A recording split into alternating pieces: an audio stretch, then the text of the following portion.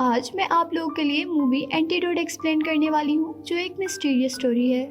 Movie शुरू होती है और हम एक लड़के को रूफ से लटका हुआ देखते हैं। इसके बाद हम मूवी की मेन कैरेक्टर शेरन को देखते हैं। अचानक रात के वक्त शेरन की तबीयत खराब हो जाती है। शेरन के हस्बैंड शेरन को हॉस्पिटल ले आते हैं, जहां हमें पता चलता है कि उसका अपेंडिक्स डैमेज हो गया है और डॉक्टर्स को अब शेरन की सर्जरी करनी है। ऑपरेशन के वक्त शेरन बेहोश हो जाती है और अब जब उसकी आंख खुलती है तो वो अपने आप को एक बहुत अजीब रूम में देखती है। इसमें उसके हाथों को बेड से बांधा गया था और साथ ही कोई रेड लिक्विड इंजेक्ट किया जा रहा था। उसके उठते ही वहाँ पर एक डॉक्टर आते हैं, जो उसे उसकी कंडीशन के बारे में बताते हैं। यहाँ डॉक्टर शेरन को बताता है कि वो सर्जरी के बाद से ही मेंटली सिक थी, तब से वो यहाँ पर है।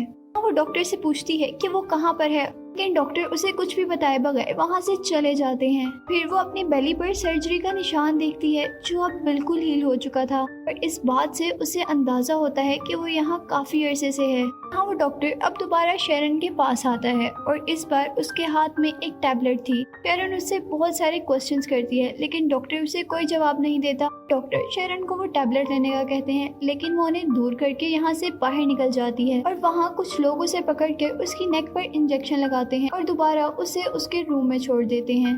इसके बाद जब उसे होश आता है तो वो डॉक्टर दोबारा उसके सामने था। शेरन उससे कहती है कि मेरी फैमिली और मेरे हस्बैंड मुझे ढूंढते हुए यहाँ आ जाएंगे। वो डॉक्टर उसे कहता है कि तुम्हें यहाँ कोई नहीं ढूंढ पाएगा। इसके बाद डॉक्टर उसे रूम में लॉक करके चले जाते हैं। इसके बाद शेरन को वहाँ से कुछ लोगों की आवाजें आती जैसे उन्हें कोई टॉर्चर कर रहा हो। तभी वो विंडो से बाहर देखती है तो उसे एक आदमी नजर आता है कि आइज में से ब्लड निकल रहा था और उसे कोई और आदमी उसके रूम तक छोड़ने आया था। पेशेंट की हालत देख के शेरन बहुत ज्यादा डर गई थी और तभी उसे दूसरे रूम से कुछ आवाजें आने लगती हैं और उस वॉल को चेक करने पर उसे वॉल के पास से एक नोट मिलता है, उसे दूसरे रूम के पेशेंट ने दिया था। और पे वो आदमी अपना नाम एवरेट बताता है, साथ ही वो ये भी बताता है कि ये किसी तरह का हॉस्पिटल नहीं है। इसी सब के दौरान एवरेट के रूम में कुछ लोग आ जाते हैं। अब शेरन को सिर्फ एवरेट के चीखने की आवाज आ रही थी। इसके बाद शेरन अब अपने पास्ट के बारे में सोचने लगी थी। हाँ, उसे एक बार याद आता है कि उसने अपने हस्बैंड से झूठ बोला था। उसके हस्बैंड को ये बात पता भी थी, लेकिन उसने फिर भी शेरन को कुछ नहीं कहा था। इसके बाद हम देखते हैं कि वो डॉक्टर दोबारा शेरन के रूम में आता है और उससे पूछता है, क्या तुमने पास्ट में कोई ऐसा काम तो नहीं किया जिसका तुम्हें रिग्रेट हो। शेरन उसे कहती है कि ऐसा मैंने कोई काम नहीं किया। में ही उस डॉक्टर को यहाँ पर एवरेट का नोट मिल जाता है, जो उसने शेरन को वॉल से दिया था। यहाँ अब वो डॉक्टर उसे ऐसे रूम में ले आया था जहाँ बहुत सारे और भी पेशेंट्स थे। यहाँ उस डॉक्टर के जाते ही शेरन एवरेट से पूछती है कि रात को तुम्हारे साथ इन लोगों ने क्या किया था। फिर एवरेट बताता है कि इन्होंने मेरी टंग को काट दिया था। ये सुनकर शेरन शॉक हो जाती है, क्योंकि एवरेट तो अभी भी उससे सही बात कर रहा था। उसका इस सब पर यकीन करना बहुत ज्यादा मुश्किल था। फिर एवरेट शेरन से कहता है कि ये लोग हम पर कुछ एक्सपेरिमेंट्स कर रहे हैं। अब मेरी टंग वापस आ चुकी है। और यहाँ दूसरी पेशेंट भी उसे एक बहुत शॉकिंग बात बताती है। ये लोग कई बार उसको जिंदा जला चुके हैं। उनके ट्रीटमेंट से वो कुछ ही दिनों में ठीक हो जाती है। अब वो सभी पेशेंट्स शेरन से कहते हैं कि कुछ भी हो जाए तुम इन लोगों को अपने रूम में मत आने देना। इसी के साथ यहाँ पर सायरन ऑन हो जाता है, जिससे वो सारे पेशेंट्स एकदम से डर जाते हैं। इधर दोबारा वो डॉक्टर आता है और उन सबको रूम में भेज देता है और साथ ही वो शेरन से भी कहता है कि तुम्हें भी अब रूम में जाना होगा। शेरन को कुछ भी समझ नहीं आ रहा था। वो डॉक्टर से पूछती है कि मैं घर कब जाऊंगी, लेकिन वो डॉक्टर उसकी बातों को इग्नोर कर देता है और उसको उसके रूम में छोड़ आता है। रूम में आने के बाद शेरन दोबारा अपने पास्ट को देखती है। हमें पता चलता है कि अभी पास्ट में उसने अपने हस्बैंड से झूठ बोला था। वो क्या था, वो अपने हस्बैंड से जिम का बोलकर किसी ग्रेव पर गई थी। अब ये ग्रेव भी हमारे लिए एक मिस्ट्री है, जिसके बारे में हमें आगे जाकर पता चलेगा। यहाँ अब शेरन अपने रूम से बाहर देख रही थी और अचानक उसके रूम के बाहर कॉरिडोर की लाइट्स ऑफ हो जाती हैं। शेरन देखती है कि दो आदमी जबरदस्ती एक पेशेंट को वहाँ से लेकर जा रहे हैं। इतने में ही वहाँ से एवरेट शेरन के रूम में आ जाता है। एवरेट शेरन को बताता है कि ये दरअसल एक सर्च फैसिलिटी है और तब शेरन एवरेट से पूछती है कि हम क्या यहाँ से बाहर नहीं जा सकते। एवरेट उसे बताता है कि यहाँ से जाने का सिर्फ एक ही रास्ता है कि वो इन लोगों की रूटीन भी फॉलो करें और उनकी बात भी माने। शेरन उससे पूछती है कि तुम्हें ये सब बातें किसने कही हैं।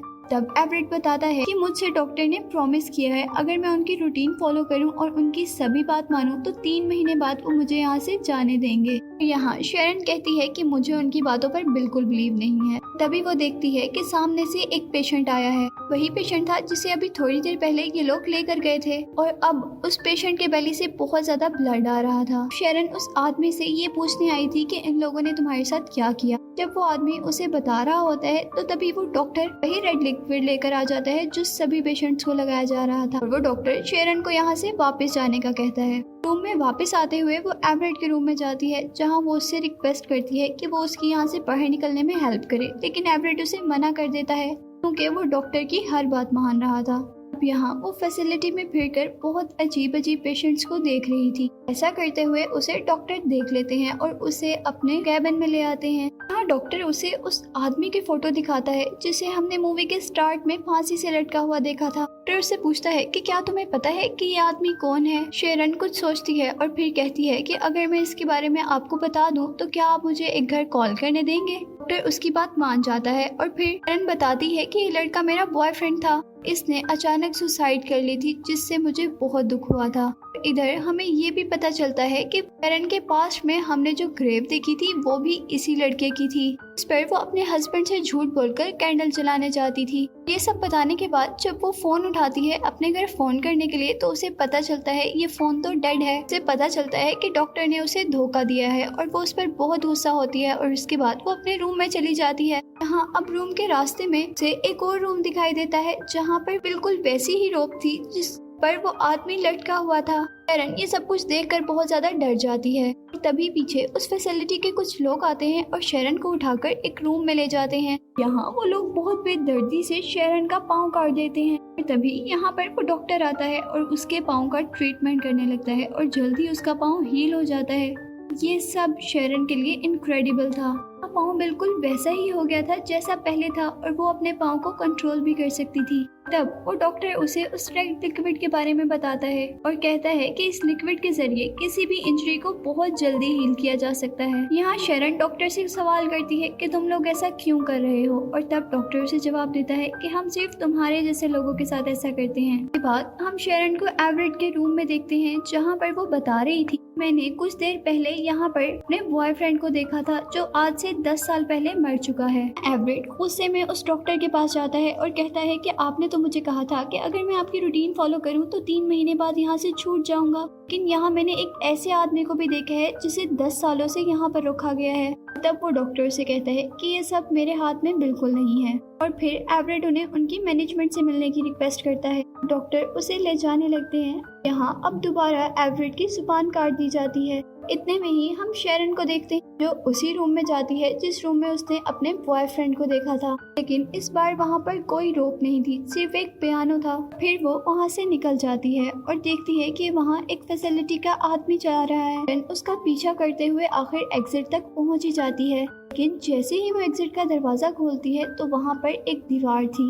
यानी वहाँ से बाहर निकलने का कोई रास्ता नहीं था।